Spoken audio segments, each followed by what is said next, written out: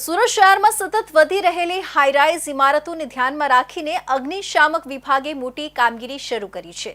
આકસ્મિક આગ કે અન્ય આપત્તિ સમયે 30 માળ સુધી ઝડપથી પહોંચી શકાય તે માટે સુરત મહાનગરપાલિકા 104 મીટર ઊંચાઈનું ફાયર એરિયલ લેડર પ્લેટફોર્મ ખરીદશે।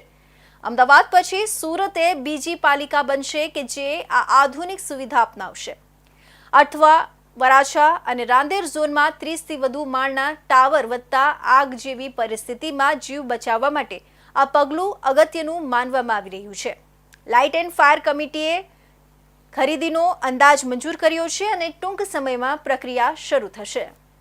સુરત શહેરમાં વધી રહેલા હાઈરાઇઝ બિલ્ડિંગોને ધ્યાને રાખી કવાયત હાથ ધરાઈ છે। સંકટ સમયે 30 માળ સુધી પહોંચવા ફાયર એરિયલ લેડર પ્લેટફોર્મ ખરીદવા આયોજન કરાયું છે। અમદાવાદ પાલિકા બાદ સુરત પાલિકાએ પણ ખરીદી કરવા કવાયત હાથ ધરી છે। સુરત ઔદ્યોગિક શહેર હોવાથી અન્ય રાજ્યોમાંથી મોટી સંખ્યામાં લોકો રોજગાર માટે અહીં આવે છે, તેથી વસ્તીમાં સતત ઝડપી વધારો થઈ રહ્યો છે। સુરત શહેરના અઠવા, વરાછા અને રાંદેર ઝોનમાં 30 થી વધુ માળની બિલ્ડિંગોનું નિર્માણ થયું છે, ત્યારે આગ લાગવાની આકસ્મિક ઘટનાઓમાં લોકો સુધી પહોંચીને સુરક્ષિત રીતે બચાવી શકાય તે માટે પાલિકા 104 મીટર ઊંચાઈનું એરિયલ લેડર પ્લેટફોર્મ ખરીદશે, જે માટેનો અંદાજો મંજૂર કરવા માટેની દરખાસ્ત લાઇટ એન્ડ ફાયર કમિટી સમક્ષ મૂકવામાં આવી હતી, જેને શાસકોએ મંજૂરી આપી હતી।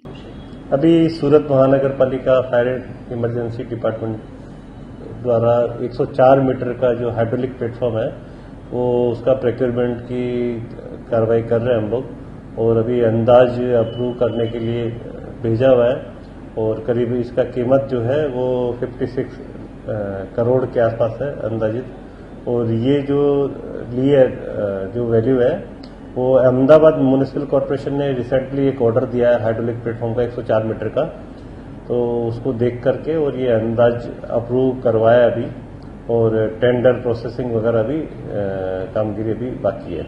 હાઈરાઇઝ બિલ્ડિંગોમાં વધતા જોખમને ધ્યાનમાં રાખી સુરત પાલિકાનું આ પગલું શહેરની સુરક્ષા માટે મહત્વપૂર્ણ સાબિત થશે।